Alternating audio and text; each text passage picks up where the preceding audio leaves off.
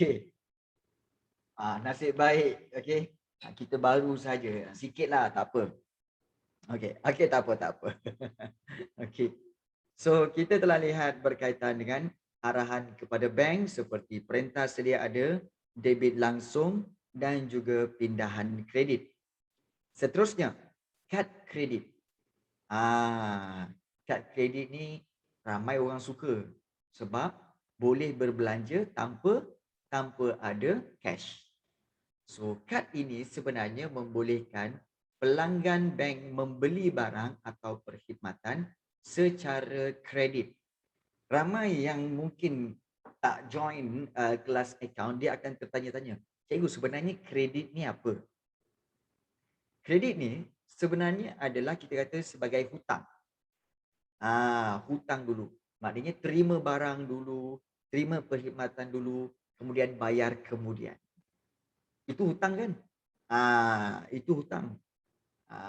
Jadi kalau kita lihat, kad ini membolehkan pelanggan bank membeli barang dan perkhidmatan secara kredit atau secara hutang. So, bank akan membiayai, maknanya bank akan bayarkan perbelanjaan pemegang kad dan pemegang kad boleh bayar balik sekaligus atau secara ansuran. Contoh macam ni, okey, kamu pergi ke, contoh kamu pergi ke Aeon. Kamu pergi ke Aeon, okey, kemudian kamu nak shopping. Okey, nak raya haji minggu depan, jadi kamu pun shopping lah. Belilah apa, beli baju lah, beli seluar lah, beli macam-macam. Okey, kemudian apa, tak bawa cash. So kamu pakai kad kredit, swipe je. Okey, swipe, sign, okey, ambil bil. Okey, kemudian kamu pergi beli kasut, kemudian beli phone baru apa semua, swipe swipe swipe swipe. Okey, katakanlah total 2,500. 2,500 Baik, sebenarnya dengan penggunaan contohnya kad itu adalah kad yang dikeluarkan oleh Maybank. So, pembayaran itu sebenarnya Maybank dia bayar dulu. Maybank dia bayarkan dulu untuk kamu sebenarnya. Okey. Kemudian bila hujung bulan, Maybank akan hantar bil kepada kamu, bil kad kredit. Dia kata, okey, jumlah perbelanjaan semua sekian sekian sekian. Ada tulis tau. Okey, beli itu, beli baju, beli telefon semua, okey, berjumlah 2,500. Dengan 2,500 itu dia kata apa? Kalau kamu bayar, okey, dalam tempoh, okey, dalam tempoh sekian waktu, maka kamu hanya perlu bayar mungkin 2,500 plus dengan dia punya charge kemudahan RM50. So 2,550. Tapi kalau kamu lambat bayar, maka charge dia akan naik 2,600. Kalau lambat sebulan katakan, dia akan naik 2,800. Nampak tak? So itu cara bagaimana bank mengenakan kadar faedah sekiranya kamu lambat bayar. Okey. Jadi kalau kita lihat jika pelanggan gagal membayar mengikut tempoh yang telah ditetapkan, maka kadar faedah yang tinggi akan dikenakan.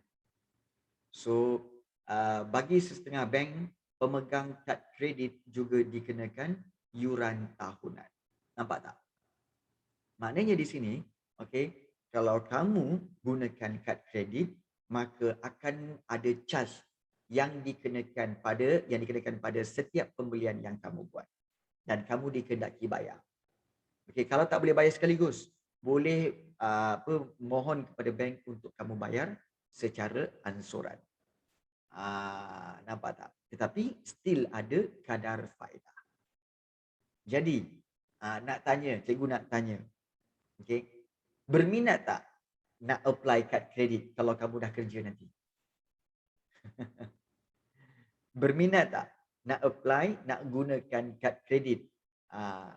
Yes, untuk emergency boleh lah. Okey, untuk emergency boleh. Okey, tapi untuk suka-suka jangan. Okey, macam cikgu sendiri, cikgu tak pernah ada kad kredit. Seumur hidup cikgu tak pernah ada kad kredit. Yang ada kad debit je lah. So swipe, itu je.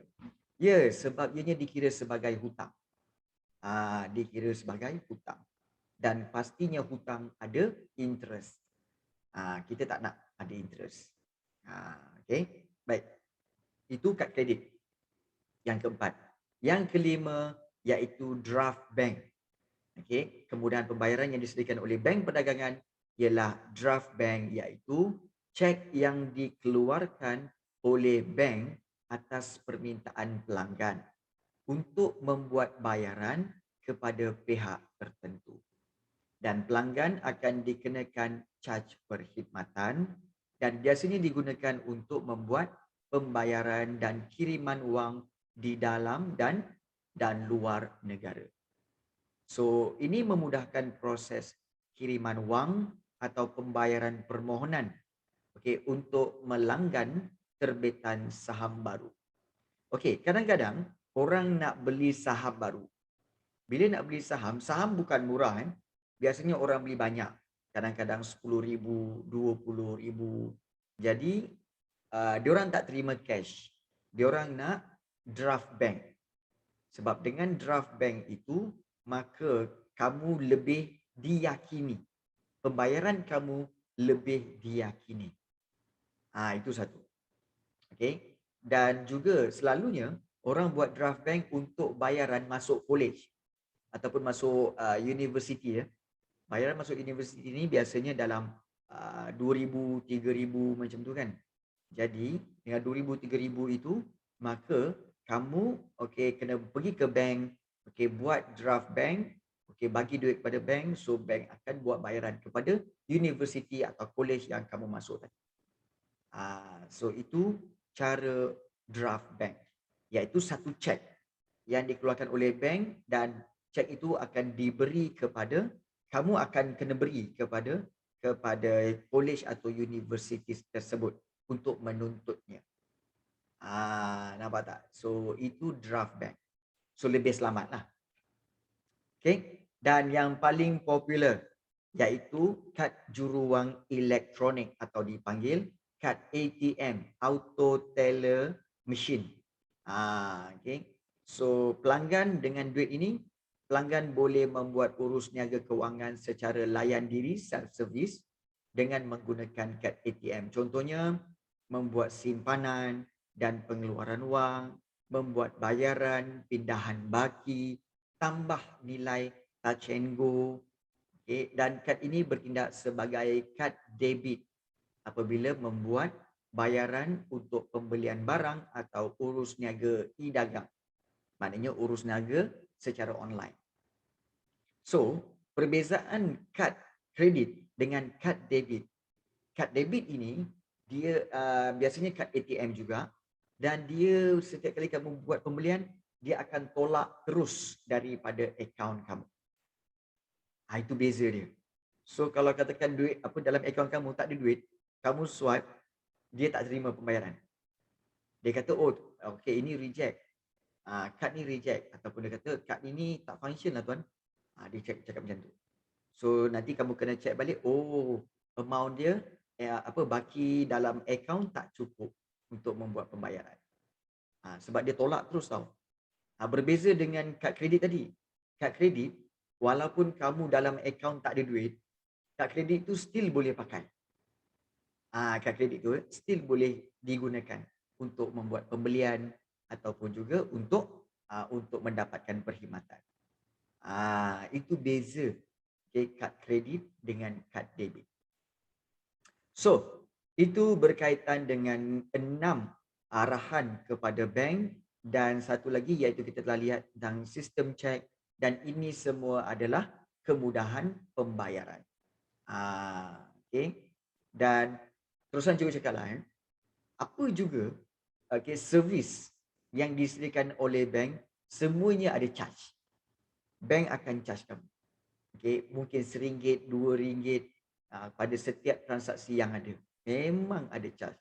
Sebab itulah punca pendapatan bagi bank. Punca pendapatan bagi bank. Jadi itu dikira sebagai service charge lah. Baik, kita lihat. Okey, satu lagi konsep. Konsep skim perbankan Islam. So kalau kita lihat di sini, okey, skim perbankan Islam merupakan suatu sistem keuangan Islam yang prinsip dan amalannya berlandaskan hukum Islam ataupun hukum syariah. Dan perbankan Islam ini berbeza dengan perbankan konvensional sebab segala urusannya, okey, menghindari atau menjauhkan diri daripada unsur-unsur maghrib. Bukan maghrib tu ya, bukan maghrib pukul 7.30 tu, bukan. Itu nak solat maghrib, bukan tu. Maghrib ni ialah riba, maisir dan juga gharar. Okey. So riba, okey, dan juga maisir dan juga gharar. Apa itu riba? Apa itu maisir dan juga apa itu gharar? Okey. Riba. Okey, kita tahu riba, okey, ialah kadar faedah yang dikenakan, okey, ke atas, okey, jumlah pinjaman. So itu adalah riba. Okey, kadar faedah ataupun kita kata sebagai interest lah. Interest itu riba. Okey. Maisir. Apa itu maisir? Okey. Maisir ni, kalau kita lihat, maisir sebenarnya adalah, okey, kita kata unsur-unsur, okey, perjudian. Nampak tak? Maisir ni adalah unsur-unsur perjudian. So tak boleh diterima. Islam, okey, perbankan Islam akan menghindari daripada maisir, iaitu unsur-unsur perjudian. Dan satu lagi yang kita nak tengok iaitu apa? Iaitu gharar. Apa itu gharar? Gharar ni adalah unsur, okey, unsur yang tidak pasti ataupun juga kita kata pasti ataupun tidak jelas. Nampak tak? Baik. So inilah maksud ketiga-tiga. Kadar faedah kita tahu, maisir ni unsur-unsur perjudian di mana kalau katakan sesuatu, okey, bank biasanya akan memberikan satu pelaburan ya. Okey, dia akan ada akaun pelaburan di mana, okey, dia kata kalau simpan dalam ni, okey, simpan dalam akaun ini, kamu dalam hujung tahun nanti pasti akan dapat keuntungan sebanyak 4.5%. Okey, 4.5%. Jadi kamu tahu tak bahawa penetapan okey, keuntungan 4.5% itu, penetapan itu adalah satu unsur-unsur perjudian. Sebab apa tahu? Sebab dia telah mengetahui bahawa akan untung 4.5%. The problem is, macam mana bank tahu? Nampak tak? Okey. Unsur-unsur berjudi tu. Kalau katakan, okey, tak dapat. Let's say kalau katakan tak mencapai 4.5%, tak untung dan rugi. Macam mana?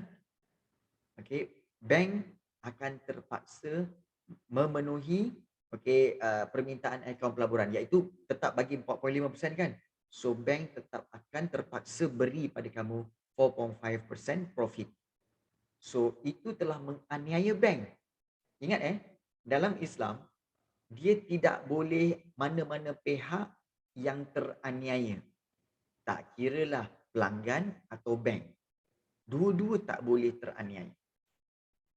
Mesti ada konsep win-win situation. Boleh faham? Nampak tak? Walaupun pelanggan kata apa? Tak pun kamu dah janji 4.5% profit. Kan? Tapi bank cakap, oh kami telah mengalami kerugian sebanyak berbilion ni apa semua. Tapi kamu dah janji, okeylah kami bayar juga. Tapi dengan bayaran itu bermakna apa? Kita secara tak langsung, kita telah menganiaya bank. Kita telah menganiaya bank. Okey.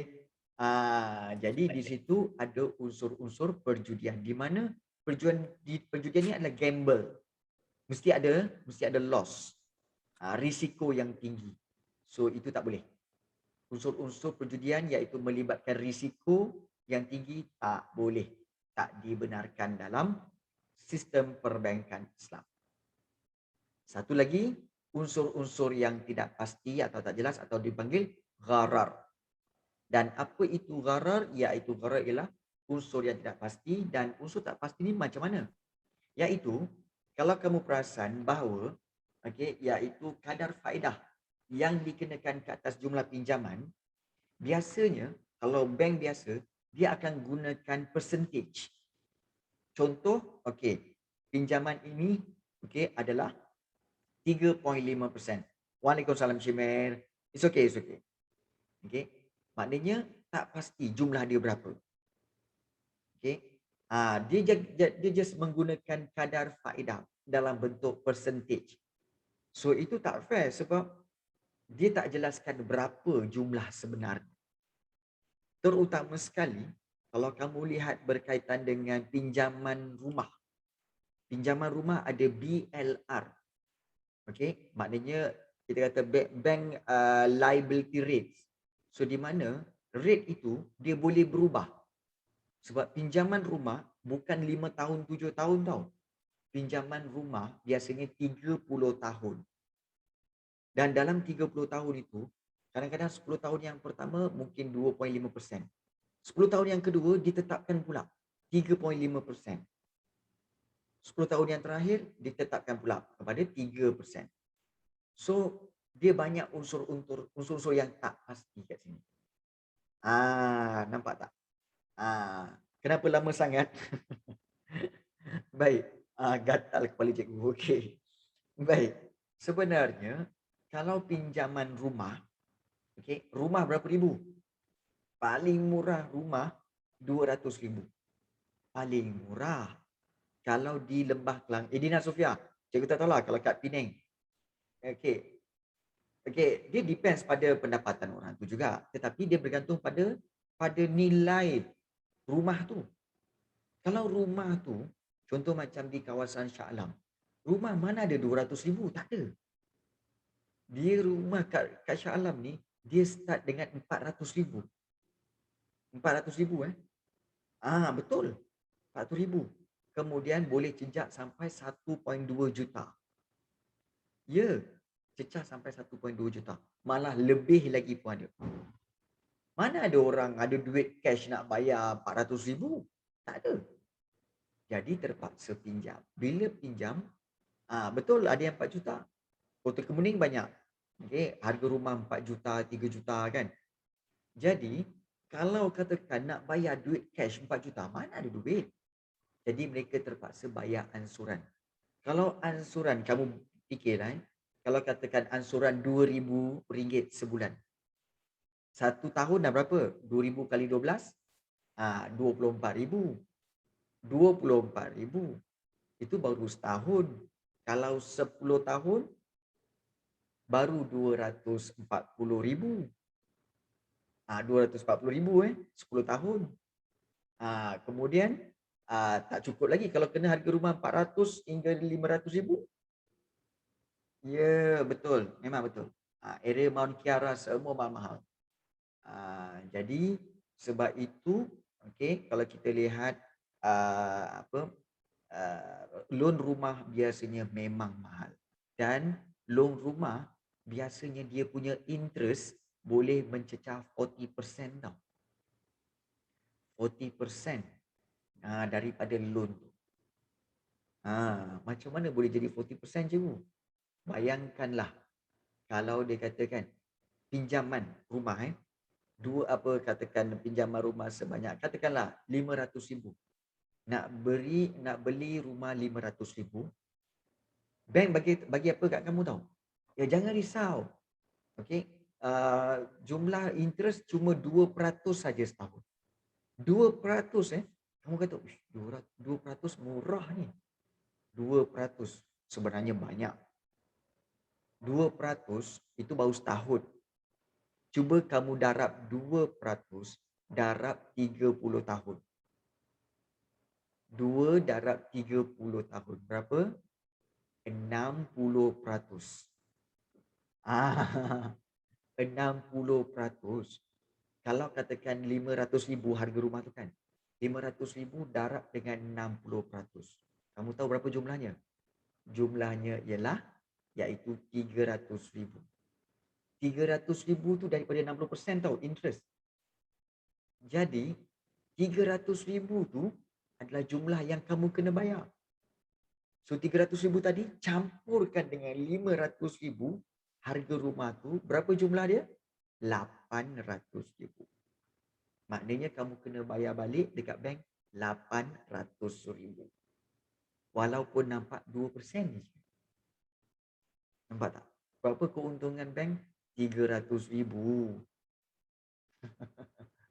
Jadi, jadi sebab itu berhati-hati.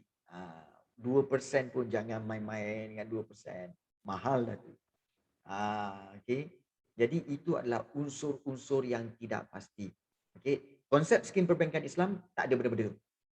Tak ada. Sebab itu untungnya kamu belajar ekonomi sebab kamu tahu, okay, apakah permainan-permainan skim keuangan ini sebenarnya. Dan kamu tahu kan yang moratorium, okay, moratorium yang bank berikan kepada rakyat Malaysia, boleh tangguhkan bayaran selama 6 bulan. Bayar kereta nanti dulu, bayar rumah nanti dulu, boleh hold 6 bulan. Sebab rakyat tak bekerja tengah susah kan. Okay. Ya. Sebenarnya selepas itu dikhawatiri ada interest tambahan. Itu satu. Okay. Yang kedua, kamu ingat dalam tempoh 6 bulan ni, kamu agak-agak bank akan rugi ke? Dengan tutup bank 6 bulan ni, agak-agaknya kamu rasa bank rugi tak? Bank rugi tak tutup bank selama 6 bulan? Rugi besar? Tak pun. Tak. Rugi besar tak. Kamu tahu tak? Group bank, betul. Sebab kamu buat transfer duit melalui online tu, kan? Ada rugi sikit lah. Tapi transfer online tu pun ada charge. Transfer online tu.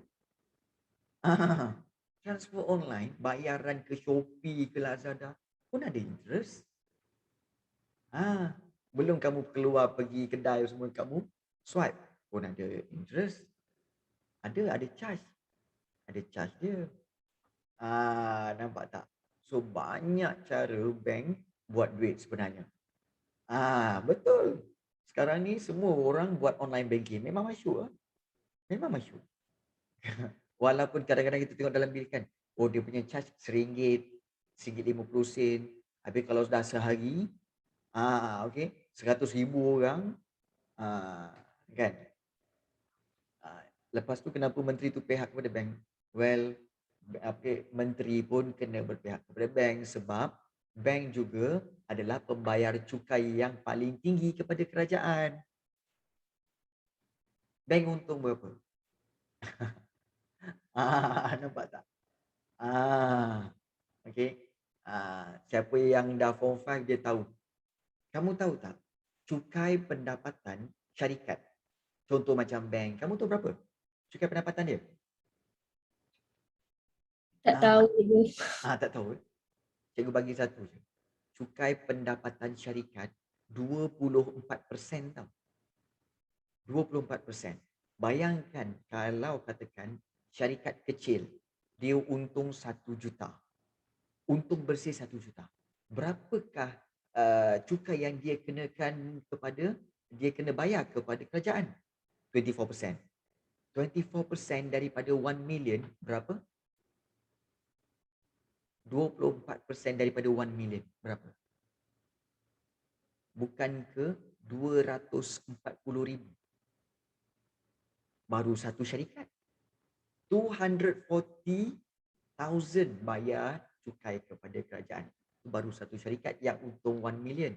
Kamu rasa macam kamu rasa macam Maybank, CIMB kan, diorang untung 1 juta ke? Tak, diorang main billion, billion. Ah, kita ambil kecil. Kalau katakan diorang untung setahun 100 juta, 24% daripada 100 juta apa? 24 million. Bayar cukai, bank bayar cukai kepada kerajaan. Itu baru 100 juta, 24 million. Kalau dia untung 1 billion, tak ke dia kena bayar pada government 240 million, 240 juta. Cukai saja. Baru satu bank. Nampak? Sebab itu mahu tak mahu kerajaan juga perlu melindungi bank-bank ini. Kerana apa? Kerana menjalankan perniagaan. Lepas tu kerajaan cakap tak ada duit. Ya. Okey, itu masalah tak ada duit tu bukan kerajaan yang tak ada duit. Kan? Itu masalah apa tahu? Masalah orang-orang dalam kerajaan pula. Itu problemnya. Sebab tu cikgu cakap apa? Gantikan je dengan pelajar-pelajar cikgu ni yang belajar sejarah pun dah tentu, yang belajar ekonomi pun dah tentu. Kan? Belajar sejarah, dia orang takkan buat lagi apa yang orang-orang menteri-menteri dulu buat. Itu setuju, betul kan? Dia takkan buat. Okey, riba ke rasuah ke apa tak buat. Itu dah tentu. Yang kedua, dah belajar ekonomi. Dia akan tahu bahawa apa? Lain kali jangan pinjam. Ada RM10, belanja RM8.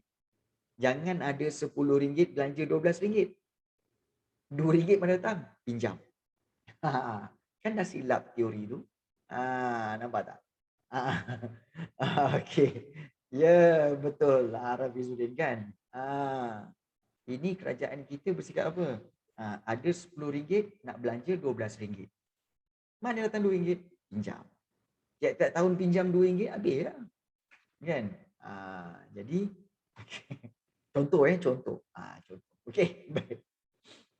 So, kita lihat kembali berkaitan dengan prinsip skim perbankan Islam, di mana kalau kita lihat prinsip asas perbankan Islam ialah perkongsian untung dan risiko. Berkongsi kedua-duanya, untung dan risiko dikongsi bersama antara pihak yang berurus niaga.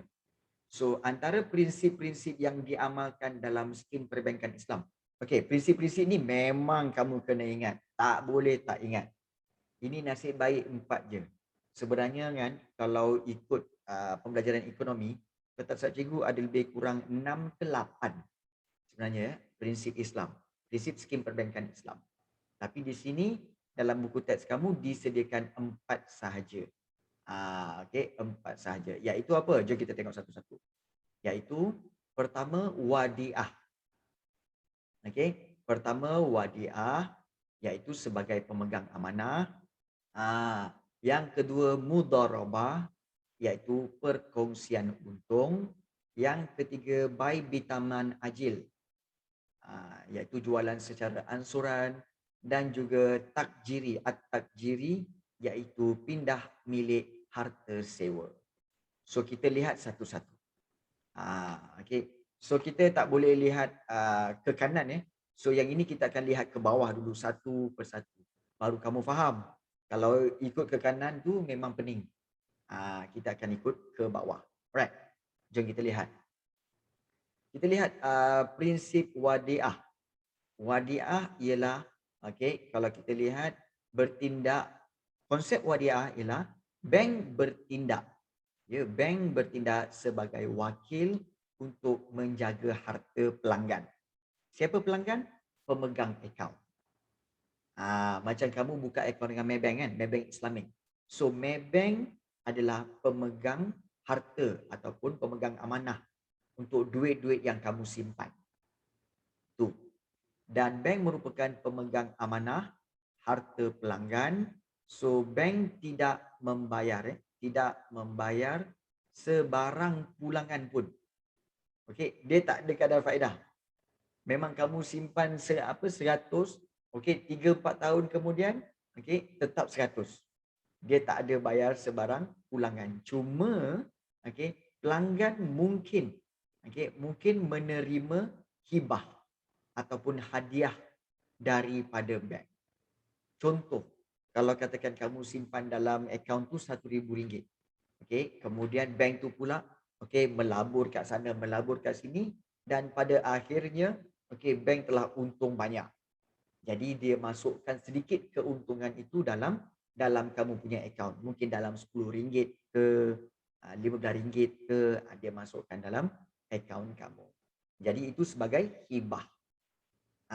Nampak tak? Itu sebagai hibah. Jangan keliru. Hibah itu ialah hadiah. Itu maksud wadiah. Baik. Kat mana ada digunakan dikatakan sebagai wadiah ini? Iaitu di akaun semasa dan juga akaun simpanan. So sebab itu kalau kamu pergi Maybank ke ataupun kamu pergi mana-mana bank yang di Islamic banking kan, dia akan kata apa tahu bahawa ini adalah akaun simpanan wadiah ataupun akaun simpanan al-wadiah. Apa itu? Iaitu akaun simpanan sebagai pemegang amanah. So itu untuk sistem atau konsep wadiah. Yang kedua, mudharabah. Mudharabah iaitu mudharabah ni apa? Satu bentuk perkongsian dengan bank. Dan bank bertindak sebagai usahawan dan melabur wang pelanggan dalam bidang pelaburan yang menguntungkan. Untung dia akan dibahagikan. So untung akan dibahagikan antara bank dengan pelanggan mengikut nisbah tertentu ataupun mengikut certain percentage ataupun ratio yang tertentu.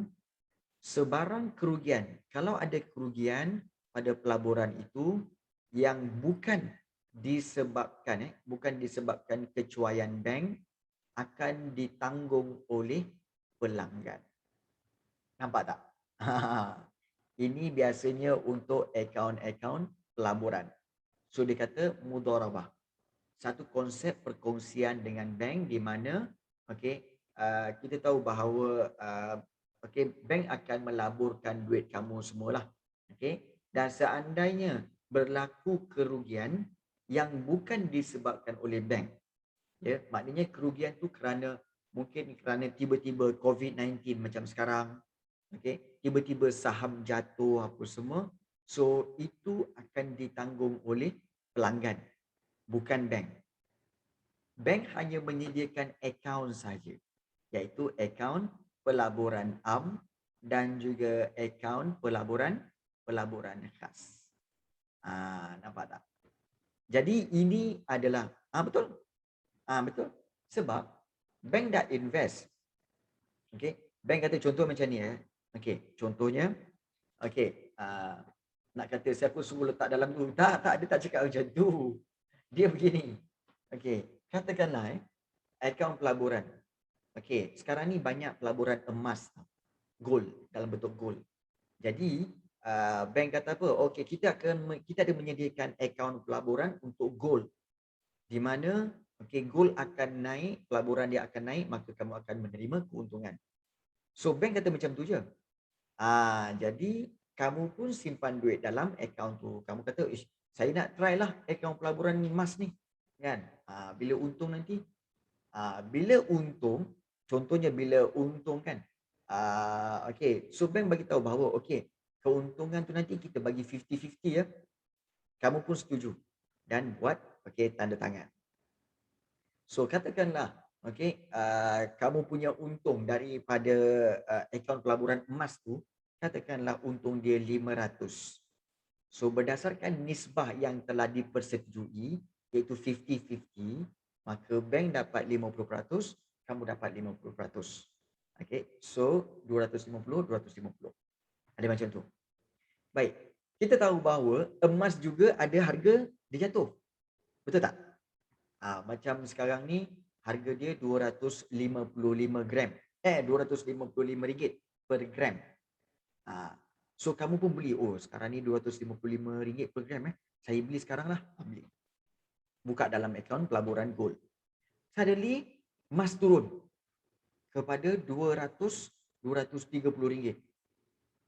So kamu pula kata, ish, tak boleh jadi ni.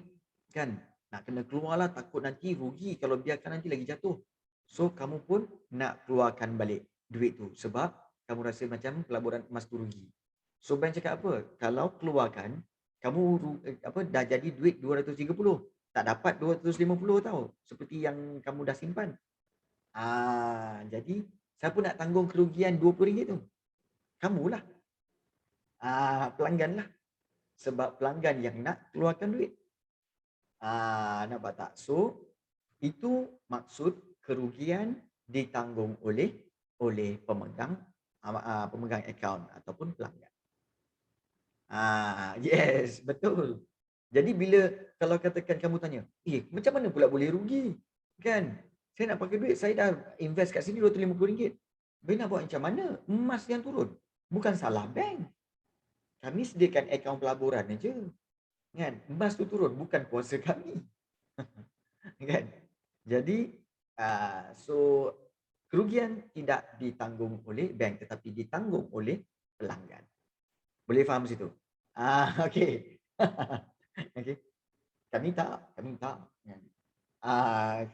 Jadi, kita lihat bank tak kesian kat kita. Okey. Bank akan nasihatkan. Biasanya bank akan nasihatkan dulu. Dia kata apa tahu? Encik, okey, kalau encik keluarkan sekarang, encik rugi. Sebab encik akan rugi RM20. So, dia akan kata apa? Saya suggest supaya jangan keluarkan dulu. Biarkan dulu sebab nanti mungkin emas naik balik. Nampak tak? Emas naik balik. So, terpulang pada kamu. Kamu pula kata, tak boleh. Sekarang ni saya nak kena pakai. Jadi, kalau turun lagi, sabar. Dia kata apa? Bank kata apa? Bank kata, mah ni tuan, dia akan naik punya. Jangan risau, jangan duk rapla jingga ke apa. Jangan. Okey. Mah pasti dia naik punya. Jadi jadi nanti naiklah tu. Kamu pula tak boleh. Saya kena keluarkan duit sekarang ni sebab saya nak kena beli macam-macam. Saya dah tak kerja ni apa semua. Kalau macam tu encik kena terimalah kerugian. Nampak tak? Kalau macam tu encik kena terima kerugian ini. Okay. Saya nasihatkan supaya biarkan dalam tu. Tapi kalau encik nak juga, encik terpaksa terima kerugian lah. Nampak tak? Okeylah macam bunyi macam tu. Ya. Itu kalau pegawai bank macam Cikgu Syimir. Kena kalau pegawai bank yang betul-betul. Encik dah rugi. Jangan salah kami Itu encik. Kami tak buat apa. Encik. Padan muka. Ambil macam. Okey. Berapi. Ini orang bank ni mau kenal ini orang. Tak ada. Okey. Pegawai bank ke British? Alamak. Salah lah.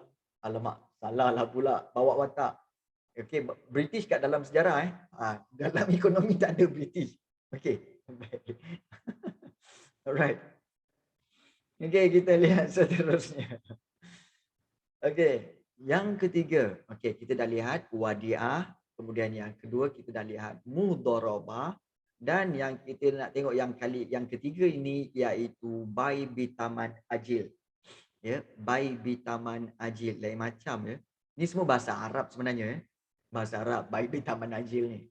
So, apa yang dicerita tentang buy bitaman ajil iaitu bank sebenarnya akan menjual bank menjual barang kepada pelanggan dengan pembayaran tertangguh pada harga tertentu termasuk margin keuntungan yang telah dipersetujui. Kata kunci untuk buy bitaman ajil ialah pembayaran tertangguh.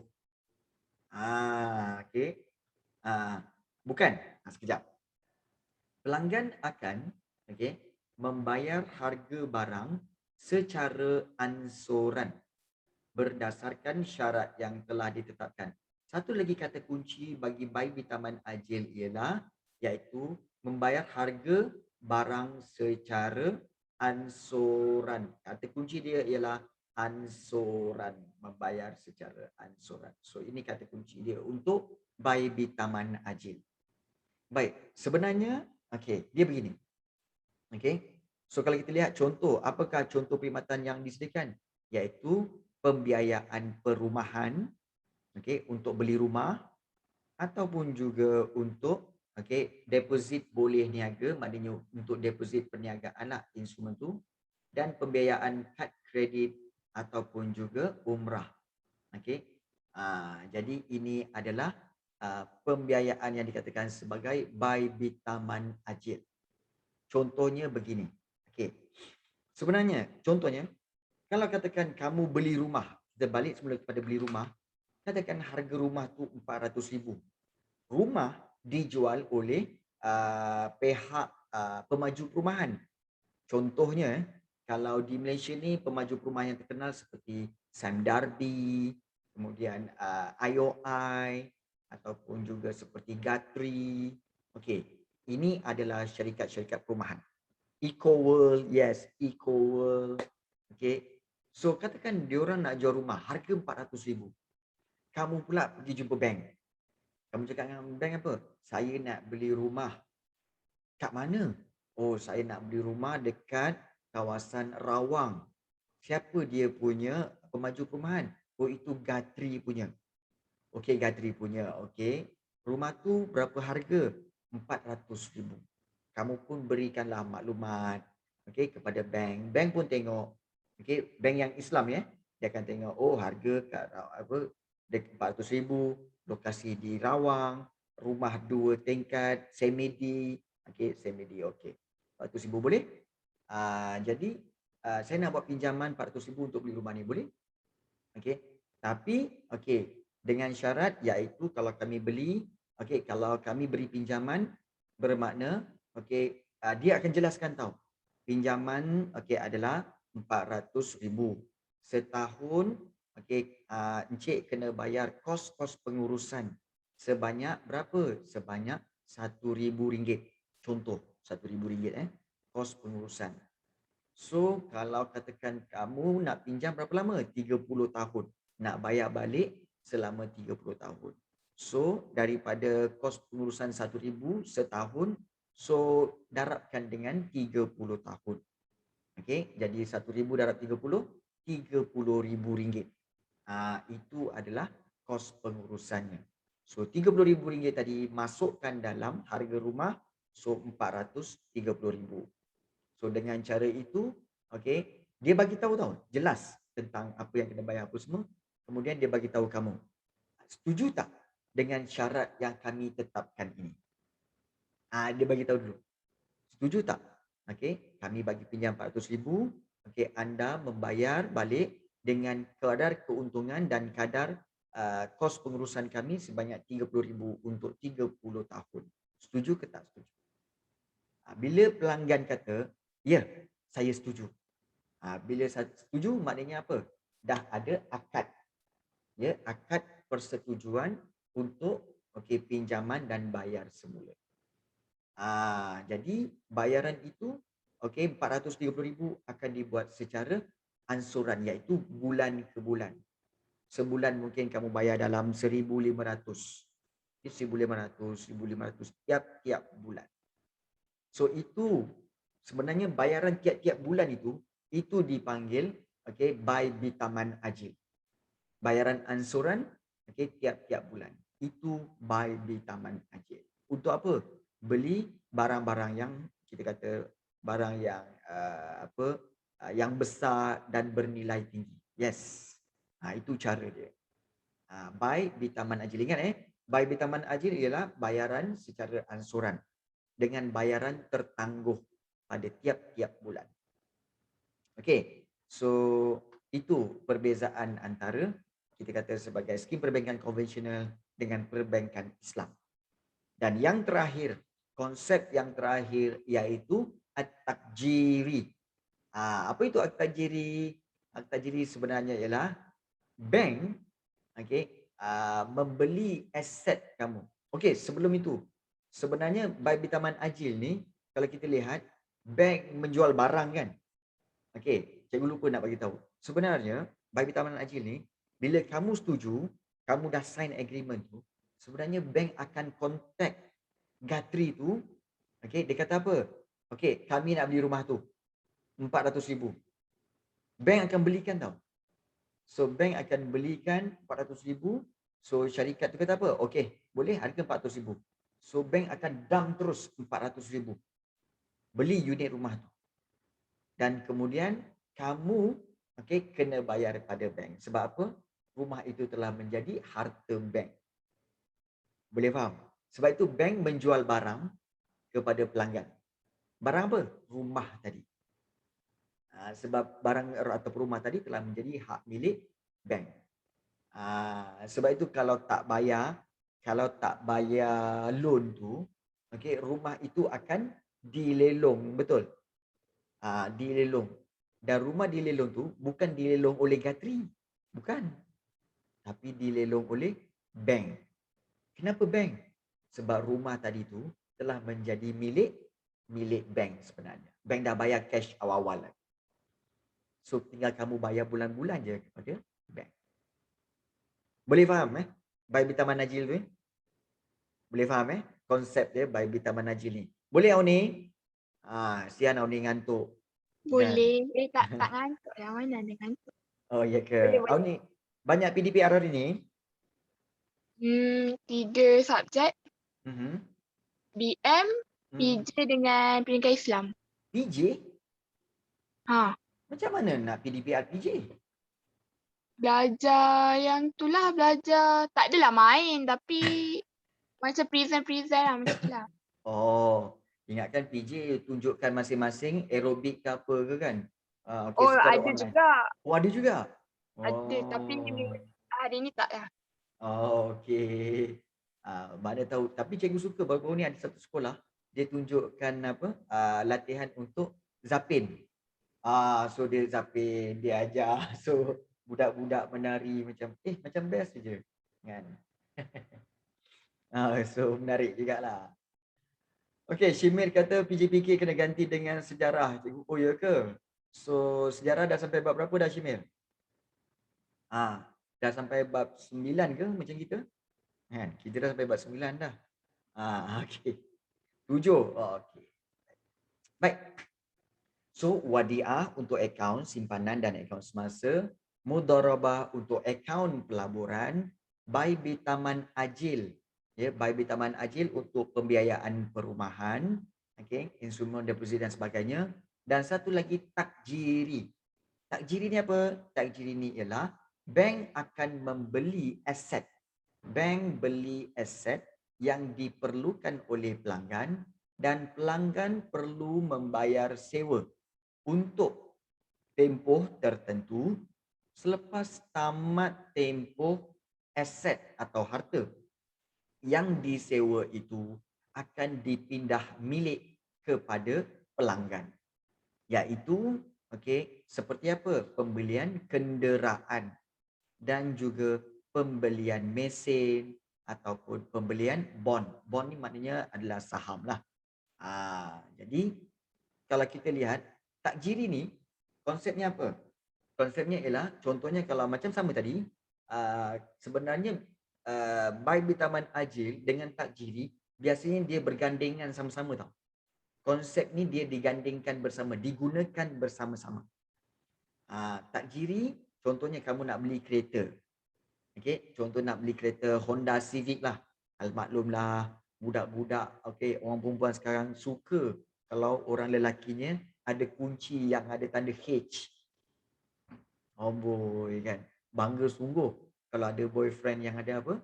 Ada kunci kereta H kan. Oh bangga sungguh. Itulah. Betul Idina Dengan bintang cikgu. Cik. Oh cik dengan bintang. Nampak dengan bintang. Kan.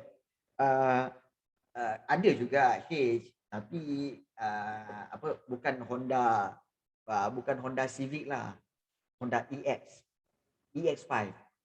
Motor Honda EX5. Boleh? Honda juga, H kan? Okey. Baik. Jadi konsep takjiri sebenarnya, contohnya kamu nak beli kereta Honda, Honda Civic lah, RM100,000. So RM100,000 tu, bank, kamu bagi tahu kepada bank, okey, saya nak beli Honda ni.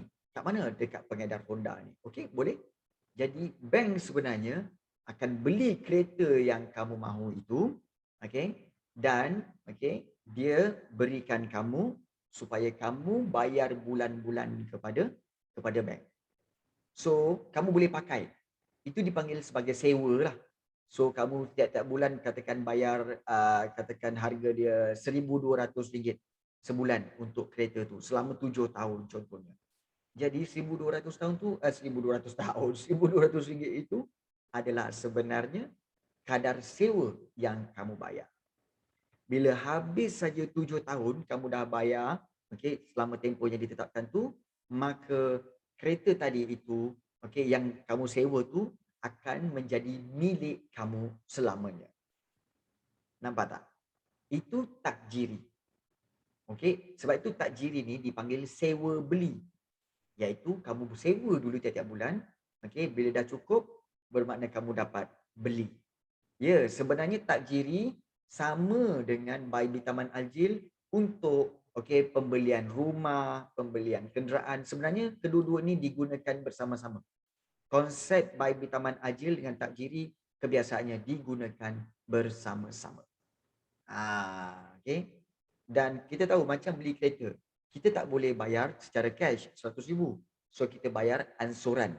Bila bayar ansuran, itu adalah Baibi Taman Aljil. Nampak? Bila dah habis bayar, okey, rumah itu atau kereta tadi akan menjadi milik kamu. Itu namanya sewa beli ataupun takjiri. Clear? Senang kan? Clear tentang perkara ini. Yes. Okey, sebelum itu nak tanyalah. Cikgu ada Azia. Azia okey tak? Honda tak ada. Azia aje. Okey ke Dina? Auni? Boleh. Janji boleh jalan-jalan. Kan? Oh, siap offer tanya lagi ke? Shimei okey Shimei. Azia okey Azia. Cun, okey. Kan? Sebab kan, cikgu punya alasan apa? Alah, daripada beli Honda ke BMW bulan-bulan sampai 1,500 kan? Baik saya beli Azia aje. Bulan-bulan baru 500. 1,000 balance tu baik saya belanja awak makan. Shopping ke. Setuju kan? Nampak? Jadi orang perempuan mesti betul juga So, setuju je. Okay. Yes. Kan. Dia twist kat situ. Okay. So kita telah lihat berkaitan dengan prinsip-prinsip skim perbankan Islam iaitu wadiah, mudharabah, Baibi Taman Aljil dan juga at-takjiri. So nanti next class kita akan sambung kepada pendapatan individu.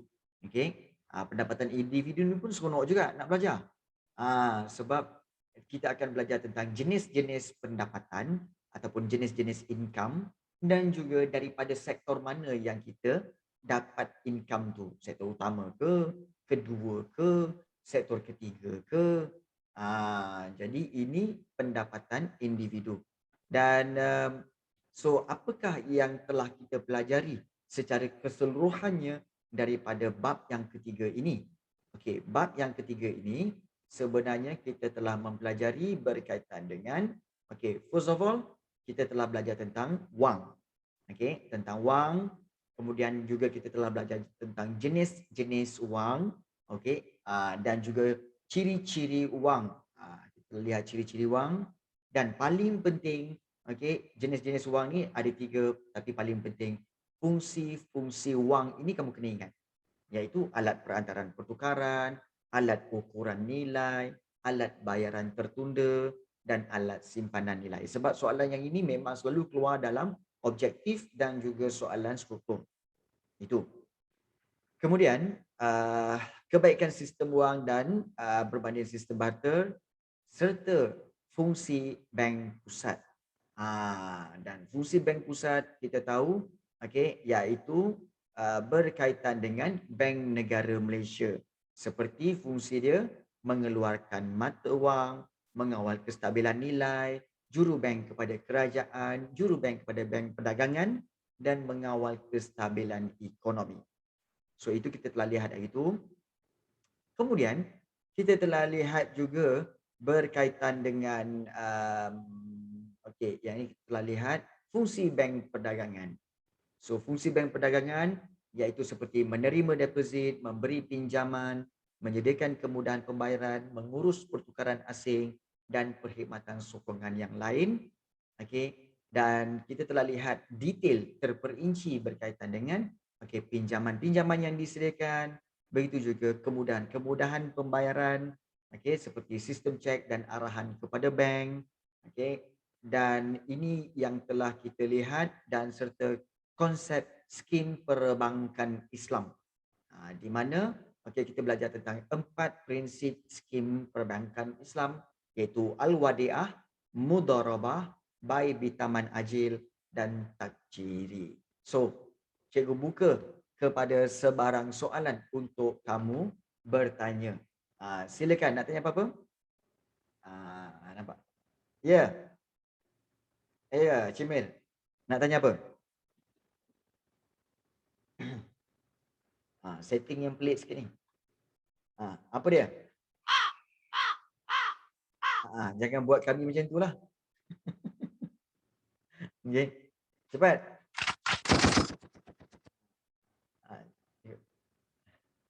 Oh, okay. Cikgu, kalau orang kena COVID, dia ada stage ya? Ya, dia ada stage 1, 2, 3, 4. Okay. So, stage yang paling yang kritikal ialah stage 4 lah.